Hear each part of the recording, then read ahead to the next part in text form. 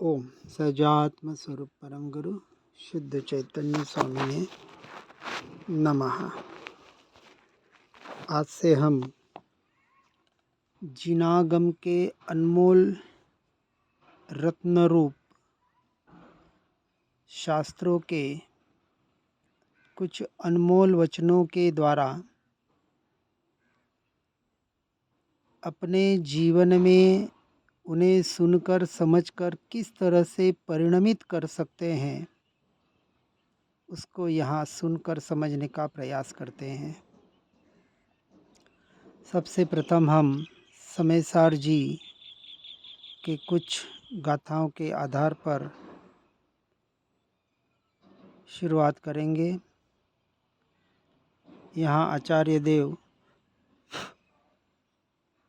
कुंदाचार्य देव कह रहे हैं, वंदितु सव्वसिद्धे ध्रुव मचल मनोवमं गदिम पत्ते वच्छामि समय पाहुड़ मिणमो सुदकवली भणिदम। अर्थात ध्रुव अचल अरु अनुपम गति पाए हुए सब सिद्ध को मैं वंदु श्रुत केवली कथित कहूँ समय प्राभृत को अहो। वे सिद्ध भगवान अपने सिद्धत्व के कारण साध्य ऐसा जो आत्मा उसके प्रतिछंद के स्थान पर है, सिद्ध परमात्मा जो अपनी शुद्ध आत्मा की चरम अवस्था में स्थित है अनंत काल के लिए,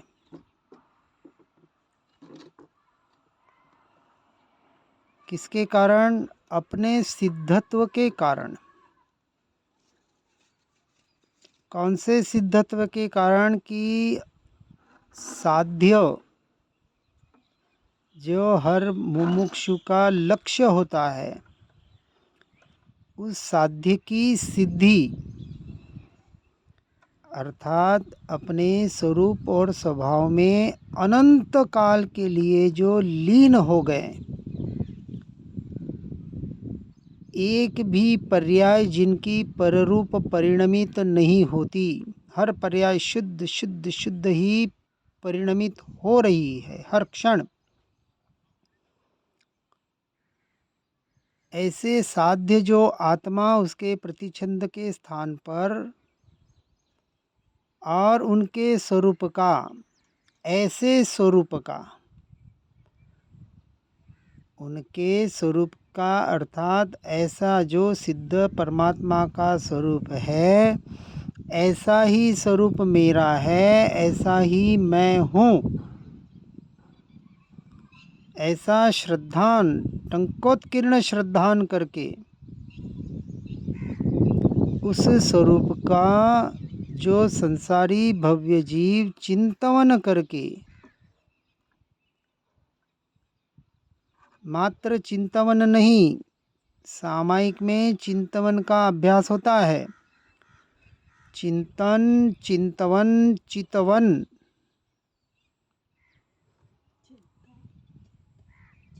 सारी चिंताओं से हटकर, परद्रव्य परभावों की चिंताओं से हटकर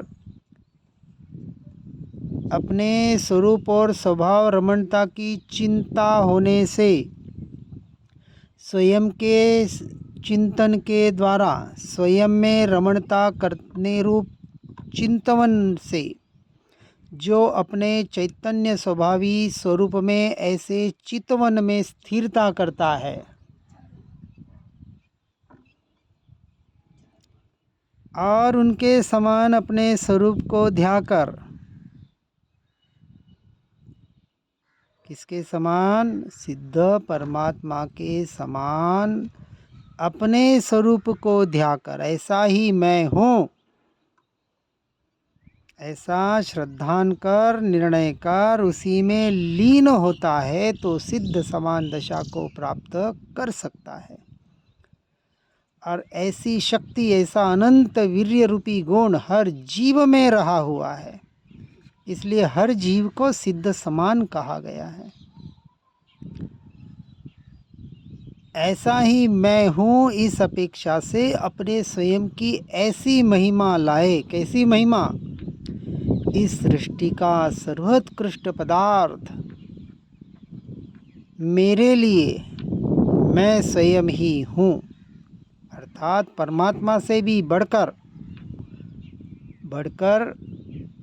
व्यवहार की अपेक्षा से नहीं, अभी पद की अपेक्षा से नहीं, पर्याय की अपेक्षा से नहीं, परंतु शुद्ध निश्चय नय की अपेक्षा से। अपेक्षा को ग्रहण करना, यहाँ अहंकार के लिए नहीं कह रहे हैं, अपने स्वयं की महिमा लाकर अपनी पर्याय को, अपने उपयोग को, अपने पुरुषार्थ को उस और किसकी ओर, अपने ध्रुव स्वभाव की ओर ले जाने की अपेक्षा से यह कथन किया जाता है। और ऐसा जीव चारों गतियों से विलक्षण ऐसे पंचम गति को, मोक्ष को, उस सिद्धत्व को पर्याय में प्रकट कर सकता है। अनादि काल से अपने स्वरूप और स्वभाव को भूलने की वजह से, उसमें रमणता न करने की वजह से ये चार गतियों का परिभ्रमण पर्याय में हो रहा है। क्योंकि गति तो पुद्गल की अपेक्षा से हो रही है, परंतु आत्मा के स्वयं के भूल से उसने कर्मरूपी परमाणुओं को बांधा है। अर्थात स्वयं के भूल से बंधा हुआ है। कोई कर्मों को शौक नहीं था आप जीव के ऊपर बंधने का, और उनका वो स्वभाव नहीं है। भाव जैसे जैसे जीव करता है वैसे वैसे कर्मण वर्गणाएं परिणमित होकर कर्मरूप परिणमित होती है, ये उनका स्वभाव है। वो तो अपने स्वभाव रूप परिणमित हो रही है, अपना काम कर रही है, उदय आके अपना फल दे के फिर निर्जरित होकर अपने मूल स्वभाव में चली जाती है। ये काम तो ऑटोमेटिक प्रकृति की अपेक्षा से हो रहा है, इसलिए पुद्गल को कुछ नहीं करना है। जीव इस महाभ्रांति की वजह से, इस मिथ्यात्व ज्ञान दशा की वजह से अपने स्वरूप और स्वभाव को भूलकर, अपने आप को पररूप मानकर अपने आप को ठग रहा है, अपने ही पांव पे कुल्हाड़ी मार रहा है। और इससे बचना बहुत जरूरी है। इसलिए सिद्ध परमात्मा की जो पंचम गति अपने स्वभाव की लीनता से पर्याय में उत्पन्न हुई है, इसलिए हमें भी अपने ध्रुवत्व का अवलंबन करना ही इन चारों गतियों के भवभ्रमण से, पंच परावर्तन से बचने का एकमात्र उपाय है। इसके अलावा तीनों लोक में, तीनों काल में दूसरा कोई उपाय नहीं है।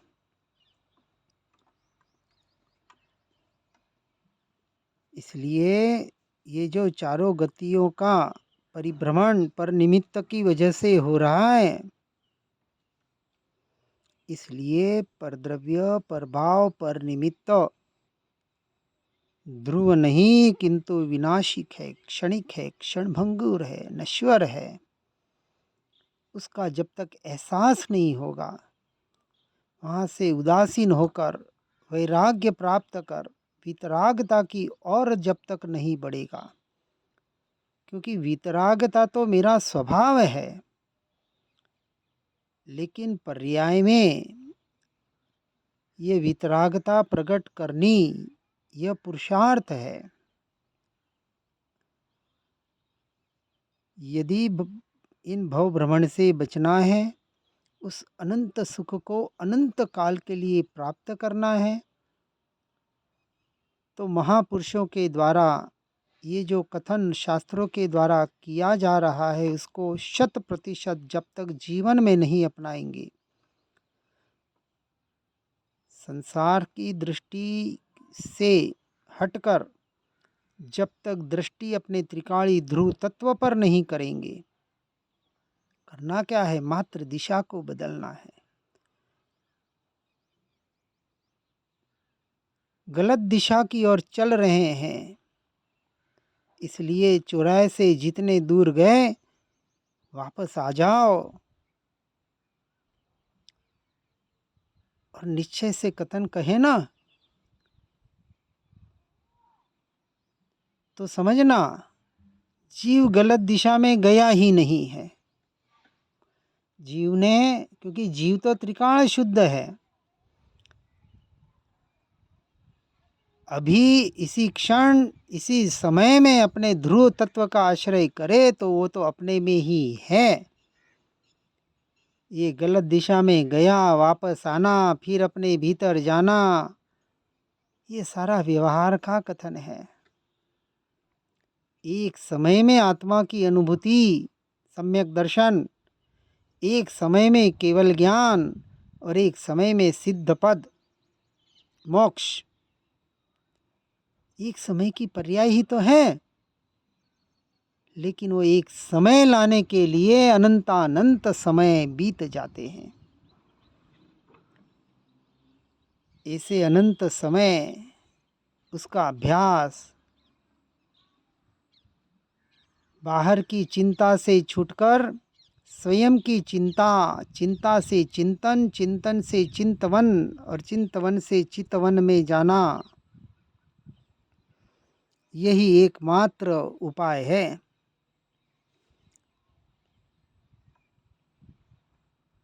इसलिए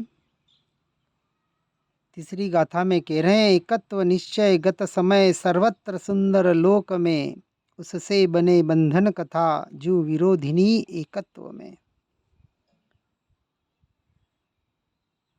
जीव आज जो जी रहा है, किसमें जी रहा है? विभाव दशा में। जो बीत गया जिसे भूतकाल कहते हैं, जो आने वाला है जिसे भविष्य कहते हैं, जो गया वो आने वाला नहीं और क्या आने वाला है उसका पता नहीं, फिर भी जीव इन्हीं और इन्हीं के चक्कर में पड़कर अपने वर्तमान को भूला हुआ है। और वर्तमान की अवस्था शरीर की नहीं, आत्मा की बात चल रही है, स्वभाव की, स्वरूप की। मोक्ष मार्ग के कथन में शरीर की कहीं बात ही नहीं आनी चाहिए। और जहाँ शरीर आधारित धर्म है वहाँ मोक्ष मार्ग कैसे हो सकता है? विचार करें। इस सर्वत्र सुंदर लोक में ये जो बंधन कथा के आधार पर जीव जी रहा है, बंधनों में अपने आप को बांधे जा रहा है, कर्मों के बंधनों में। कर्म बिचारे क्या करें, उनका कोई अंश मात्र भी दोष नहीं है,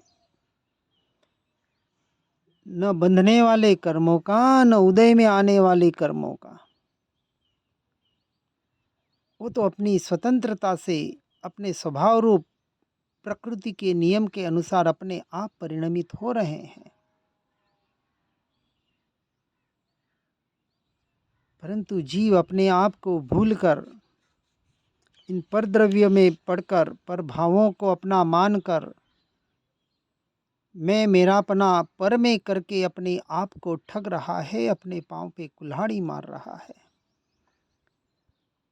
यह मैं मेरापना करना मेरा ही तो स्वभाव है, क्योंकि ये मैं मेरापना वास्तविक मेरे से मुझ में ही हो रहा है। इसका मैं स्वीकार नहीं कर पा रहा हूँ, इसका निर्णय नहीं कर पा रहा हूँ, इसका यथार्थ श्रद्धान नहीं कर पा रहा हूँ। क्यों? तो कहते हैं गाथा 4 में, है सर्वश्रुत परिचित अनुभूत भोग बंधन की कथा। अनादि काल से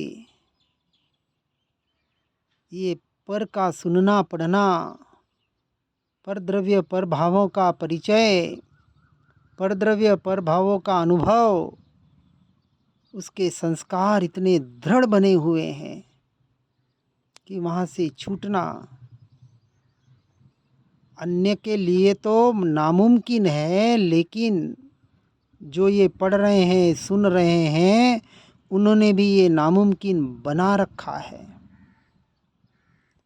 पढ़ के सुन के भी परद्रव्य प्रभावों से हट नहीं पा रहे हैं, अपनी मोह माया की इस जाल को तोड़ नहीं पा रहे हैं। स्वयं का बुना हुआ जाल, ये मकड़ी जाल, स्वयं बुनकर स्वयं ही फंसकर उसमें क्षण क्षण भाव मरण कर रहा है यह जीव। हर जीव जो सम्यक तो सन्मुख नहीं है, सम्यक दृष्टि नहीं है, ऐसे जीवों की बात चल रही है। ये सुनने पढ़ने का नाम सम्यक तो सन्मुख नहीं है। वापस समझना, हम तो बहुत सुन रहे पढ़ रहे, हमें सब पता है, और भ्रांति में आ जाते हैं कि हम सम्यक तो सन्मुख है। अरे यक्षपशम लब्धि विशुद्धि लब्धि देशना लब्धि तो अनंत बार पढ़ सुन ली, केवली आगळ रह गयो कोरो। केवली परमात्मा के आगे भी कोरा और कोरा ही रहा।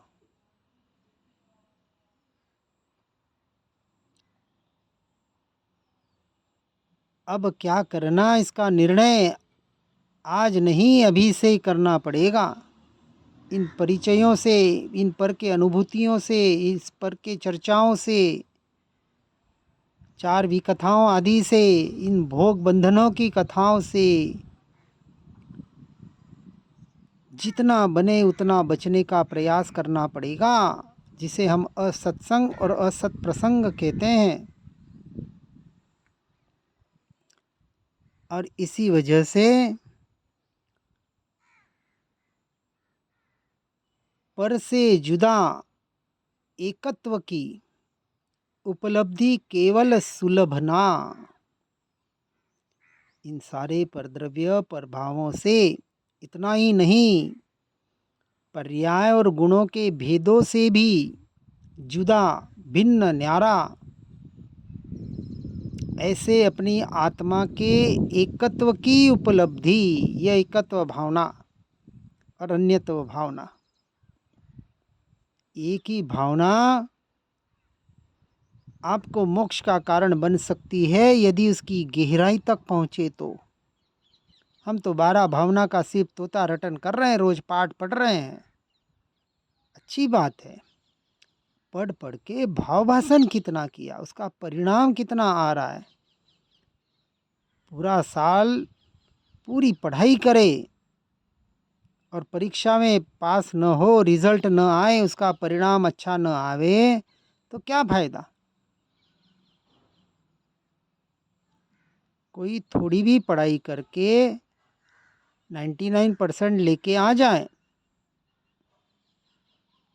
और कोई बहुत पढ़े और फेल हो जाए, तो आप क्या कहेंगे अपने बच्चों को। वहाँ तो डांटेंगे, फटकारेंगे, पनिशमेंट देंगे, लेकिन कभी ये फटकार स्वयं को लगाई क्या। विचार करें कि हम इतने सालों से पढ़ सुन रहे हैं, उसका परिणाम क्या आया। पर से अन्यत्व भावना, अन्यपना, भिन्नपना कितना श्रद्धान में टंकोत्कीर्ण हुआ।